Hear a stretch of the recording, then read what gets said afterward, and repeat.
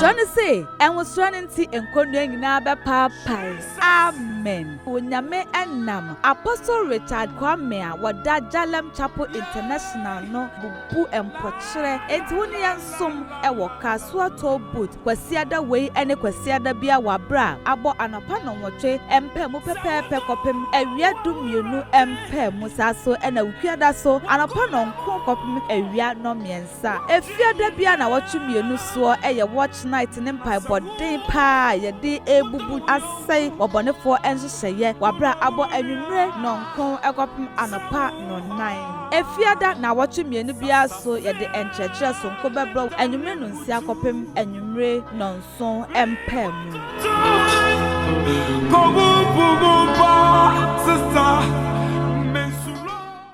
22:12-20. Jeremiah, Jeremiah chapter 22, verse 10-17. Isaiah chapter 22, verse 12-20. If Isaiah my na edano erade asafa erade befe enipa ba amana besu na wa twajo ni ti kwa bomu ne ayitumafo mu ko na hwe ahosapane ani die anantwie militwa ane enyankum enantwie militwa ne enyankum eye ya don ho quotation kenkan me enko enam die ane nsanum nie mama ye ni bi na ye nom na otena yawu ko na asafa erade ayi na sutire se orimfa mumu ye emfiri mu so enkosi pra mu bewuwo ko erade asafa erade na ose ko se erade asafa erade asie nie ko owo ha na oritwa na abuda ewo fan wo de bai oritwa na abuda wo twa na bodan abuda wase kofie pamini ya enten ya sibina ko bisa ne se edia na wo yo wa hai wo si dan am obi a wowu ya eno no you and this you told them the principles ni bi no wase na ruta aboda na wodi de ekro na wori ye ne tena bia yi ko wow ko na wodi ye ne tena bia e wo abotan wodi de ekro ye de abai e ye ne tena bia wo abotan mu obi a woni e to ties woni dem and you ntu obi school fees ni pa na so qualify for doctor ko verse 17 hwe erade beto etese abrana ato atwene obere bai obeto tese abrana ato atwene na obeso mu dendenden na wahwemu ato se ball atwene asase etere so ehwo na obekwa kwuo na ehwo na wonum nyam te ase na mbekro wa wo ye wu refie ahohura wow ko sam shawda de no wa wo ye obi wa nya bu sapani na jina me yato na eni ba abrum na mesum wafiri usibia na mesum wafiri usibia na waduru afiri ujinapia amen wow Jeremiah chapter 22 verse 10 powerful muisu eufuo wase nya dia bai muisu eufuo na muisu na muisu dia okro the Bible said you osu ani nu nsu obi wu amansu se wafiri wiase o but su se eto abako heaven it is so said the entire wo was so Bible so nko here and so quotation ba meto aso next week time ko the principles it mean ya meto ne safra me a mumu sa se eje ko heaven munya wo se me ko heaven obi ansere dabi wo su ya obosu se wo se yesu so confirm e awo meto se mamu nsu mame na mo munsuma mo ho wasi mama nsuma de wo no ba yensu say yin fa woko wobekọ heaven na wobekọ bonsam gem ana Ghana ha mi usu obi agu aboya nwova di pabone for the tribute ya be kan say no ya nwova da be so in papa to wasi mama nsu de wo na mo nsu be bia okro. First Samuel chapter 6, verse 1. Come on, me has a view. Me has a view on here. The entire was in my use. The very pa. Bonsa magicians. I association there. And I say, wow. I call you pa. 1 Samuel chapter 2 verse 6. Everybody na ekum. Na ọma nkwa. Ọma wosere kwa samado. Na ọma fufuro so friedi. Ọma fufuro so friedi. Efriedi. Genesis chapter 3 verse 19. Genesis chapter 3 verse 19. Yes, Deuteronomy 32:39.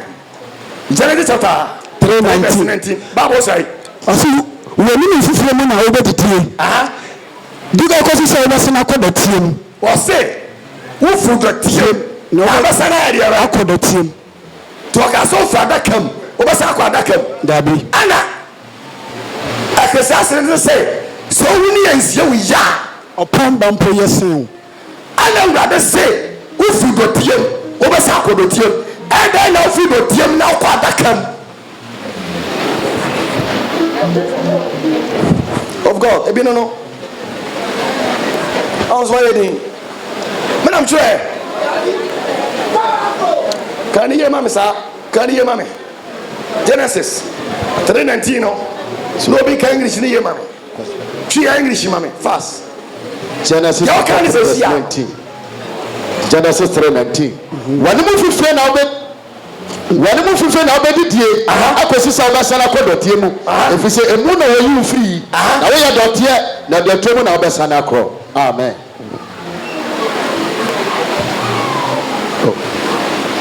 Principles. Hey, I heard you. Where do you pay?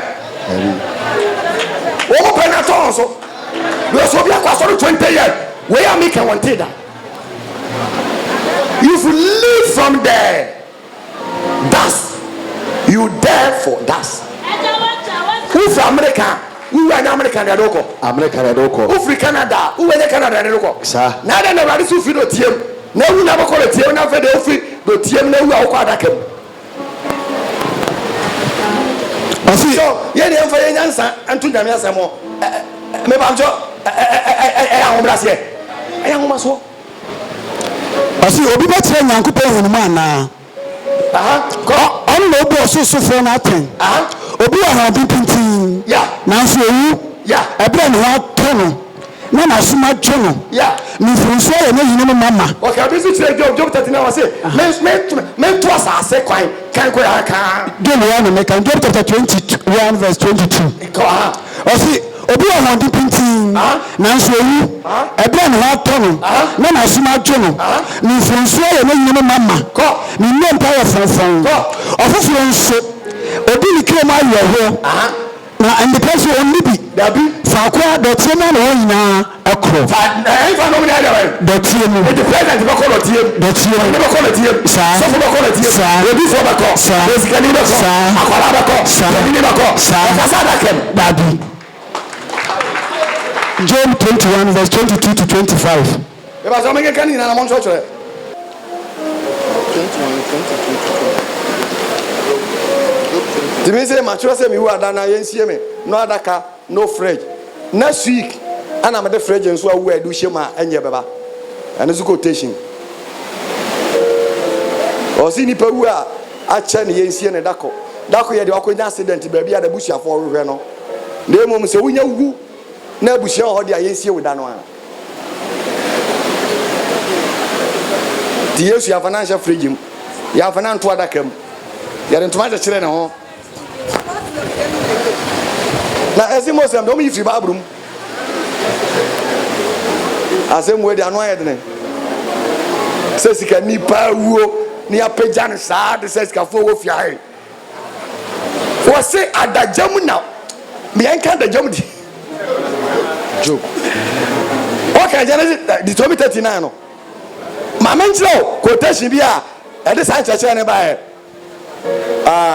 Job chapter 1:22. 1 Timothy chapter 1 verse 1 to 2. 1 Timothy chapter 1. Jump one mame. Verse 12 to 14 mame. But we met us next week. 1 Timothy chapter 1. Okay, Jeremiah 22:10 no. Pacha ya kan. 1 Timothy chapter 1. We are can Ecclesiastes chapter 5 verse 15 to 16 Maria chapter 1 verse 12. 1 Timothy chapter 1 verse 12. 12. na me da ye na Awurade Yesu Kristo a o hye me do na se so obi mu ne kwafo e de me ahye osum mu me a aka na me ye musubofo ene otafo ene eniedefo na so wo hu me mobo efise minim ana me yo no dia manyema mienu mu. 1 Timothy chapter 1 verse 12 to 14. Yeah, verse 14. Yeah, ready adom do so bro so gidie ni odo a ewo Kristo Yesu no. Eye bretu no so 1 Timothy chapter 2 verse 8 no. Mark 1 Timothy chapter 2 verse 8. But some the principles. Now for you go 1 Corinthians chapter 6. Ejamai and son 1 Timothy chapter 2 verse 8. Etifia to say asori mu abrabo. Ayifa asori mu abrabo. Parliament abrabo. Pacho debi. Business abrabo. Pacho debi. America abrabo. Pacho debi. Wow. Koi principles. Eti me pese mari mabom pa man nyina. Emansa ehotia so. Abufuo ana etinje emamu. Sara so na emansa tade ese. Emfa ni wade ni adwumotie. Emfa ni ewuade ni adwumotie. Ekeka wo ho. Wo ba na adwumotie. Yeah. What is here? When I do say one to obi cruising to the ano, one set idea, you go to your channel, sir.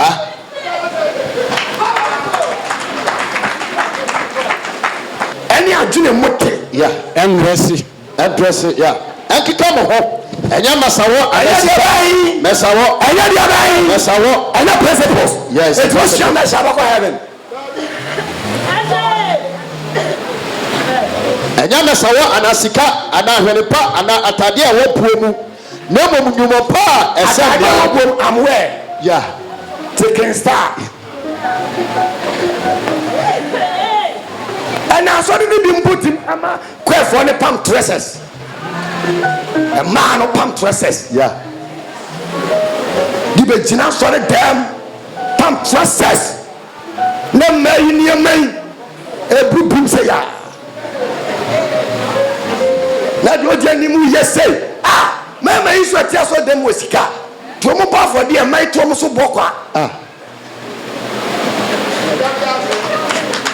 na so fa nyame woni mo watinya makofa pam trese si enfa ma tuju menyame na konfo kura boso ma che no wo mani jesu what the doso the sinner said no to tell me tin person na we do about Kristo mu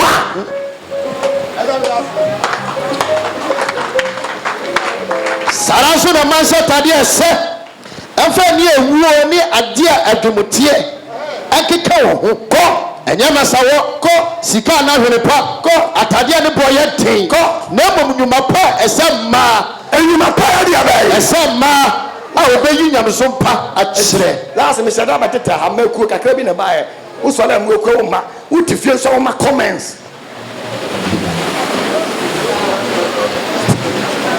one wa for chon awon ti wono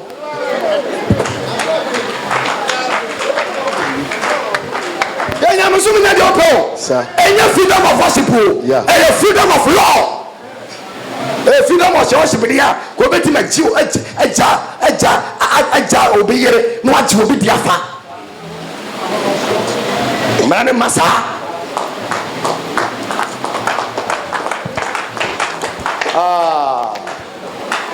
amen asanka fetiri num ni yima ye dum num etifi asam ahanya ne ye wuhudie osi said ofiri na yemba ye no said ofiri na yemba ye adeje no ba ye adeje no sai na ba sai na ko min kan si so okay so so ba no said oba no no o fa bi blame shi wo fa wo bra ye no wo shi ko enkuta e fa bi on mic ni kakra na o fa bi blame shi a o be kuta ni sem akro ye yusu ye wuhudie sera se me ka shiro me ma me ewua ni aka cha me ni so mesa ni petia ko ba pro ama busu apanya duhware wo se wo bra na wo bra ye no o fa fe hya wonsan ko ya sha petia firi hirifa efiri abosomsom ania tetefo ne yeto wo se be ya e be bre nyame principles wa e di ni papa ko heaven obi wu ahwe no amfa de bia suti anko kyerɛ dwom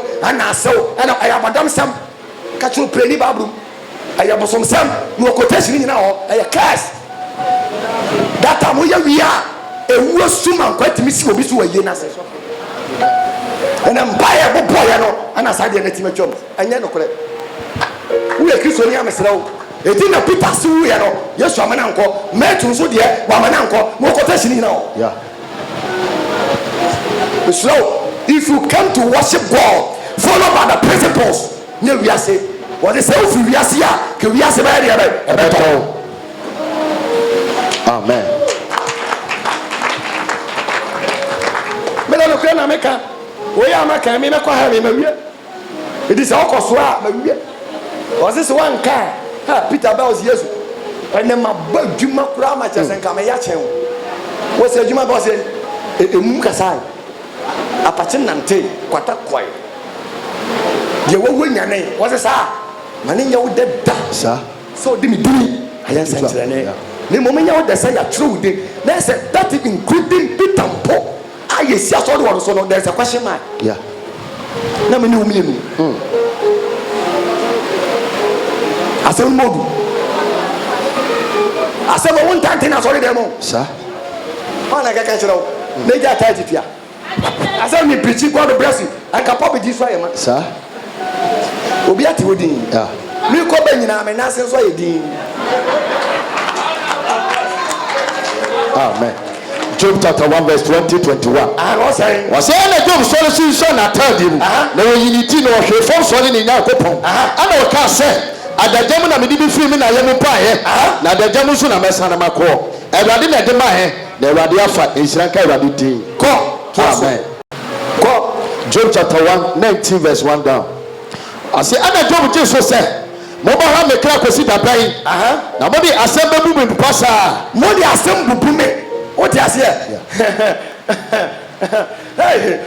Job ne furu ne nsa no o anyɛ ɔno a wode wɔ nsa no koraa wode wɔne da ne ye wode wɔ nso ankyi ne pɔm ɔbaabom kɔ ɛmprɛdumie na maso pa me ma ne hu sɛ mobɛho me we anaa na mpo sɛ ampa sɛ mafo a meso na mfonsɔm no da na sɛ ampa sɛ mama mo nso atia me a ɛne munyi ma ahohora no ɛho atɛyɛ munyi ma ahohora ho deɛ bɛyɛ mada gya no munyi ho atɛn ɛne mohuru sɛ Onyankopɔn na watia ma kwan ama me onyame na ayɛ deɛ bɛyɛ atia ma kwan ma kwan na wayi ma firi hɔ na ɔde n'asɛw atwe me atwa me ho ahyia hwɛ ayɛyɛdeɛ nti metiem ɛnso wɔnyɛ me so meso me frɛ ɔboa ɛnso ɔmu atɛn ɛmate aseɛ yɛde so ahyɛ gu no so a ɔnte saa na baabo ka yɛde adeɛ bɔ no a wɔnyɛ deɛ ɔnte ayɛyɛdeɛ a yɛde yɛ no no ɔnte because wɔyɛ deɛ bɛ wawu verse 1-12 wosa ka second Kings ɛwɔ hɔ wokan Isaiah ɛwɔ hɔ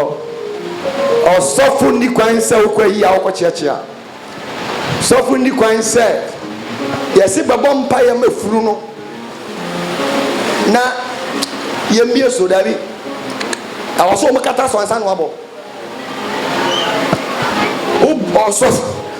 ɔsɔfo bɔ mpa yɛ ma funu a yɛnkata so a ɛyɛ wrong thing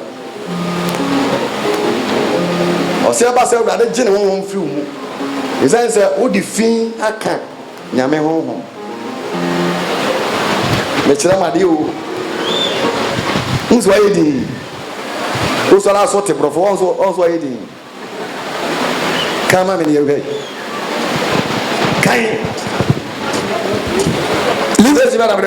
Leviticus chapter 21 asɔfoɔ no ahyɛdeɛ verse 1 kɔ na Awurade kasa kyerɛ Moses sɛ kasa kyerɛ ayɛ mma no asɔfoɔ no na ka kyerɛ wɔn sɛ mo mu biara ɛndi ne ho firi efunu ho yɛbɔ so wɔ hɔ na wie dada nti wɔ so obi nyɛ deɛ bɛn ɛndi ne ho firi ɛyɛ funu ho Romanfoɔ ɛtumi ma ho communion nyinaa aberɛ funu si asɔre dɛ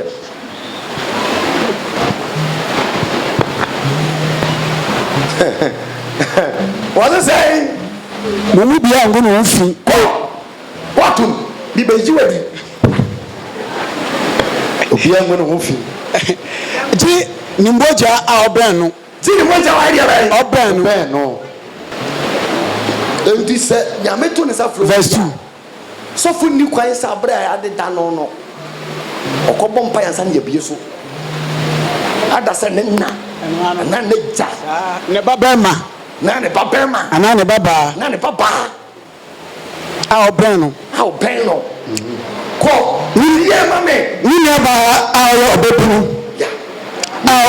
ni nua ba nso ye bobru a obren no a onya kunu a won wale ye ana wana amen esa so wale na akoya wo wade ye betu ye ku wudi fi abeka kunu tu betu mai kuna eti niema bebre akutia ya no enya abaifo the principles of God no ye nim ya fere ana asofo ni suntumi nka because wo keka se si a collection so bete because na mi kura me kai ye me hu se niema ye do ana da de ye ekoye pa bedamase who say who eti nyame akase ya to wa ede na opa wu edo koma mo kyerema de okosha fredim wo obushani dabi ajawo hwa Jeremiah 16:5 eno ka o kam simsim wo do o ye wie no ka o wose Sarah disi ni ensire fia osu wo mu na kwa yase na nyam wo efrise na yima so dwa firi o ma ne so enti aja ka se ebu a wo kwa yi a na sra mo yentena ka o dia no to aseso ase osofo no ye ne nkrofo mo nipa titiri enti ongu ne hufi sansa wo ye nyame abusia nipa mu titiri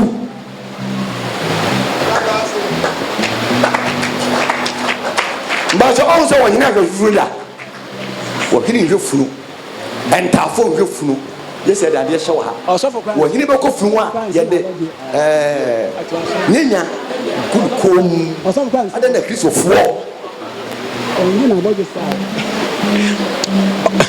verse 4 wose konfon ko furu ho verse 1 wose oye ni kumu ni patiti onti ogu ne hufi nanso ohwa na ho wonyi na pampam na wanwira na bodo sa no na wamotamota wa honamu waya kokoma onyankopon na wahwe ne nyankopon de ho efise wana wode awurade agya afode onyankopon abiana no epa eti wanya konkron bacho me read Leviticus 21 ya de ba bro ne ba ya beka nyame asema ye nyame adua ne ntie nya de ba konkron ɔware ɔba jamafo bi ana de no ho ahura nanso ɔware ɔba ne kunu ekunu ɔba wo kunu kunu efisɛ ɔyɛ konkron saa nyame nipa no ɔyɛ konkron asofo ebitimi kwaji obeyire wale no ya ɔba bi wɔ na kunu de sofo men wale no iso wale na obetumi aye de bai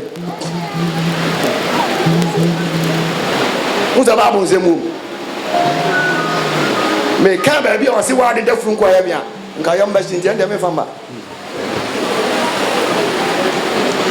o so de kente ne ne yema nwenwene de mi nya me ma frɛ no wuni mi nya sa che eh yesa mo ba buru ya o so no obi ya dwuma na sika wo ho ne o se ko a kira ba je nko heaven ni na o toto ne sa ayi no kre sa o pa ma me fa ni nyina to aso bre ni nti me ndira mbese me pitch ni 1 month because tests ne do so na me sam ne do so tibi wie timi twa so na o de aka nyina be wura bisa u si dai what ya see mesi ni ye wie eti bisa architect e ba de me ka chi o mse ada ye ni sika ye nya djuma because ye mo bi ma ye djuma ha be de ne ka pe aso de ni ye tu bisa pasia 25 24 bisa omo afiam from afia to kofimo ezi da sebo so mi aso na da mi antu omuka si oni pebua ni para ye djuma wie osekobra oso nko heaven this is sika o ha tie ni pakwa dia bai anade the pacho de da e ka no e wo Deuteronomy chapter 24 verse 1 wose ense opani mobohu ni hia ni a ofu nua no mu ana oho nede o de kan no mame owa asase so ukromo no so eda wo ye duma no ano saa da no ara na manapade na mawi akoto so efise odi hia na wo de nani ato so na so osu fo ni awurade a entia wo na anana opone eti mpanyinfoɔ a wɔde adwuma workers no bɔsɔ bɛ pɛpɛɛpɛ na wɔtua ne ka mepatɔ ɛyɛ Deuteronomy 24 verse 14 to 15 mo church ana me wo ni nyina ma mo se mo ma be yi se mo be yi ya mo ma se mo church re aja yɛhwɛ no hɔ se mo church re wɔsi da wɔyɛ adwuma no ara na manapɛdeɛ kaniye na ɛbɛwia akɔtɔ so wɔsi ka quotation ye ma mo na ka tira se ni Deuteronomy chapter 24 verse 14 to 15 ɛtifi ado sɛ mmara ahodoɔ bi mmara ahodoɔ bi yes mmara na principle yeah yes a principle yeah de nem so bi abedi fo me kura me read over him go free break man min dia ye me pon ya me kotua ada de fa cha me no nka ho amen enu anya adwuma de na apostle and me apostle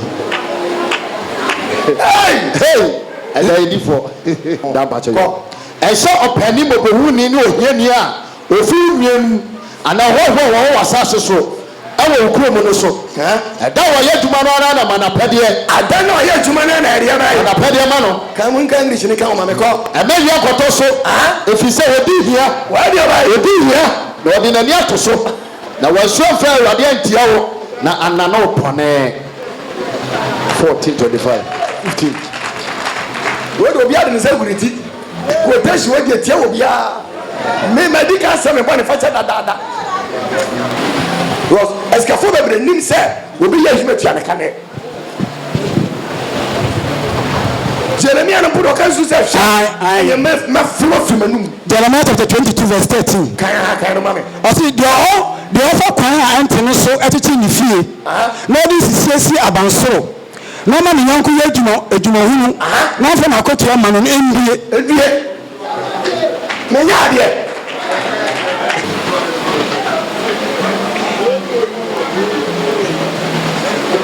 we dia alaji ametos spare parts ma sɛ bɔ ne fakyɛ wɔkyina na bɛtua ma wo ɛnka ho ɛno deɛ spare parts na mkɔ firi yɛ da na nka mɛtumi agye kɔlɛhyɛ akotua nti ɛmɔne sɛ ɔno kɔɛ yɛmfa mfiri no daabi manka nkyerɛ no o ɔde bɛwie yɛ no a na mesi wɔ mewerɛ firi na kama james de kyɛke abrɛ wo eti ma sɛ me bɔ ne fakyɛ ɛyɛ krɛ sɛ me kama ne tia sɛ na mfiri yɛ a ɛnyɛ bɔ wo firi adeɛ a ɛnyɛ bɔne ba wei deɛ alagye brɛ me because 1002 brɛ me breakman na me fama okada na james ne check hyia wo wɔyɛ nam sɛ o ma kyerɛ so werɛ firi ɛkɔ bɛ 2 weeks eti ɛyɛ bɔne ɛnyɛ kwa me frɛ no bibi papa me boa ɛnyɛ kwa me frɛ no wɔ w'anim na obi nso wɔ the same range over na ayi ne handbrake 45 million ɛma me frɛ no mkwa mka sɛ mede ne ka ɛso mfrɛ kwa wana me ka nti wei ɛyɛ bɔne me masrɛ wie ade de akyɛ me nti ɛmfa nkɔyɛ tv nkɔtena fie ɛnkɛka sɛ sɔfo kora kɔfiri nneɛma nso tu kɔfiri yɛ saa na mpikyi wɔ yɛ saa boapayɛ sɛ wohyɛ dade boapayɛ kɔfiri obi adeɛ na wontua no ɛyɛ bɔne na wode ahokyerɛ firi a ɛnyɛ bɔne nti na mesi message no mewie ɛyɛ positive and negative. God bless you. God bless you. Eti ka we ni bio na mpanimfo no ntwetwere na afei mama me pɛ na me tepo baabi a meduro. Jeremiah chapter 22 verse 13. Jeremiah 22:13. The offer kwan ante no so ɛkyekye ne fie na ɔde nsisiesi abansoro na ma ne nyanko yɛ adwuma kwa na ɔmfa na akotua ma no endue ana ditoro me no what is saying him thou buildest his house by unrighteousness and his chambers by wrong. Thou usest his neighbor's service without wages, and giveth him not for his work. Verse 14. Thou sayest, I will build me a wide house and a large chambers, and cuttest him out of his window, and it is sealed with cedars and painted with vermilion. Who's the Bible? It is a winya pejako nyame anima. O se urade be dia be obetie. Mo mabre ma ye nkofo djuma ba djuma mo sisimo chese obi it is odie. Atias here. Who's the quotation na order?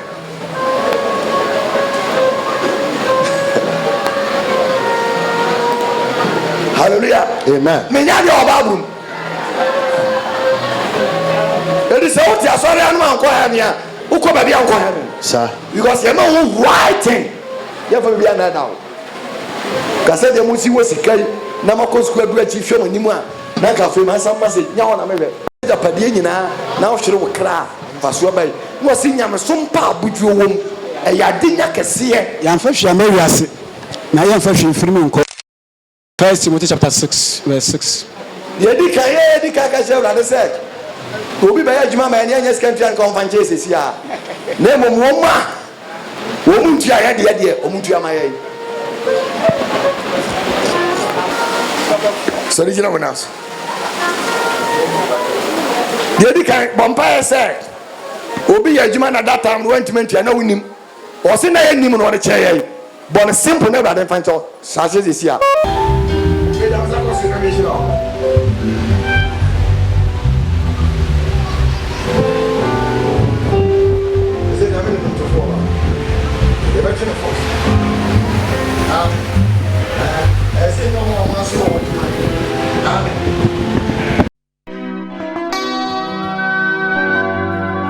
say and was running tea and condemning Naba pies. Amen. Unyame enam Apostle Richard Kwame wada Jalem Chapel International no bubu empochre etuni yansum ewo kasua toll booth kwasiada wei ene kwasiada bia wabra abo anapa no nwotwe empe mu pepepe kopem awia dumienu empe musaso ena ukwiada so anapa no nko kopem awia no miensa efiada bia na wotumienu so eye watch night ne mpai bodin pa ye de ebubu asai obonefo enhyehyeye wabra abo anwumre no nko ekopem anapa no 9 efiada na wotumienu bia so ye de enchechre so nko bebro anwumre no nsia kopem anwumre no nso empem